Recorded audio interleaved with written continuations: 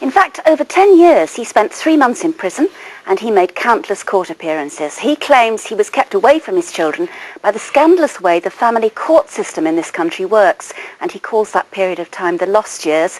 And so does his daughter Lisa, who's here now reunited at last with her dad. Hello to both of you. Hello. Thank you for coming in. Nice. You've written this book about your experiences because you feel so strongly about it, Family Court Hell. Yeah. And you say that actually the way the family court, the very secretive way the family courts operate in this country is very much loaded against dads. Oh yeah, that's very much so. If a judge makes a mistake or takes a dislike to you or just makes an error, he can hide it in secrecy. But when they've got open courts, which is what the Campaign for Fathers for Justice and hopefully this book will help, is when they've got open courts, they're accountable to the public for what they do, and they can look into what, if they make some decision that's a bit off the wall, a bit over the top, it'll soon get in the papers, it'll soon be criticised, and it'll be returned back to court pretty quick. But when they do it in secret, like they do in the family courts, if they make a mistake like they did in my case years ago, they tend to just keep burying the mistake under This is what happened to you. I mean, initially when you and your wife separated, you had unrestricted access, didn't you? Oh yeah, to children, and there was no issue with it. I mean, we should make it clear this guy is not some kind of stalker or nutcase or, has deep issues.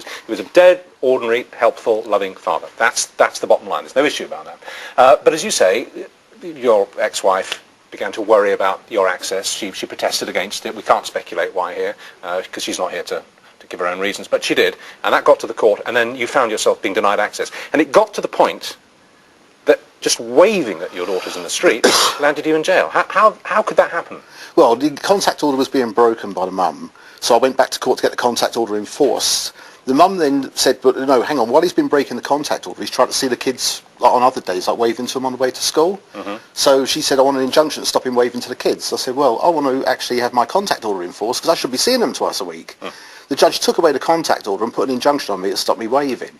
So I thought, well, I'm not taking no notice of that. I'll carry on waving. I want my contact restored. And meanwhile, I made a re-application to the court to get it restored. So you're in contempt of court. That's really That's contempt of court, yeah. Lisa, well, obviously this was all very difficult for your parents, but what kind of effect did it have on you and your sisters?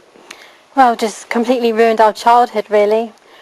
Ever since we've been young, that's been our childhood, just our parents going to court backwards and forwards, having to talk to... You were always aware of this conflict, were you? Yeah. And did the professionals, social workers, all that kind of thing, did you have to talk to them a lot? Yeah, over and over again, but no one was listening to us.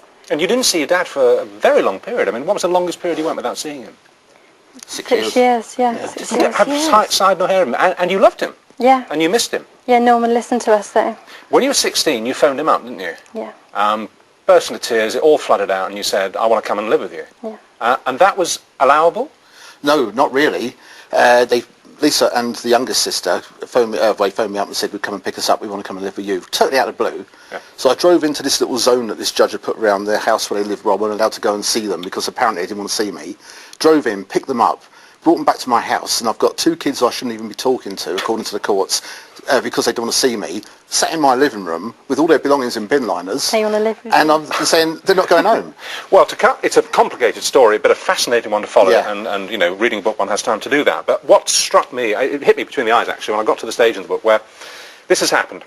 You call a hotline, a family court hotline, basically. You end up talking to another judge, Yeah. for 10 minutes on the phone, If and he that. chucks it all out. Yeah. He throws the whole damn thing out and says, "Sir, how's this happened?" Yeah. And you get full access again and custody and all Yeah. the rest of it. Well, he didn't even go that far, really. He said, I want to speak to the children.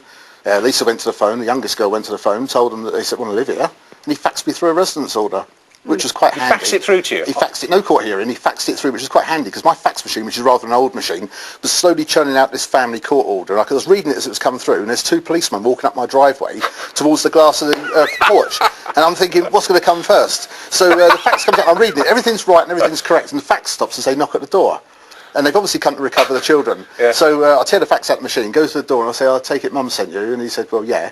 I said, can you give that to her?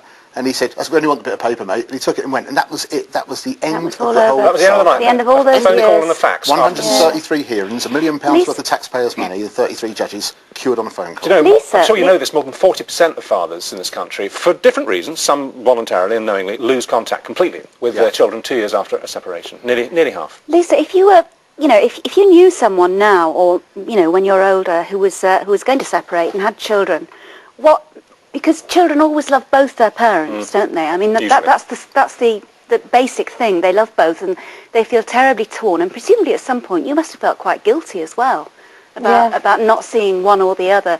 What would you advise a couple who were separating with children to do? To do it as quickly and easy as possible. Do not involve any social workers or court welfare officers. Just try and do it out of the courts if you can. Just think of your children. And share your children? Yeah. Joint custody? Yeah. Yeah. Well, I think most people would agree with you about that. John, thank you very much. Thank you very much, Lisa. You must be a very happy man now. I'm happy. It's over, but it's still going on daily in the family courts. Yeah. Well, the book is called Family Court Hell by Mark Harris, and it's out now. I'm glad it ended well for you all. Thank you very much. you. Thank you.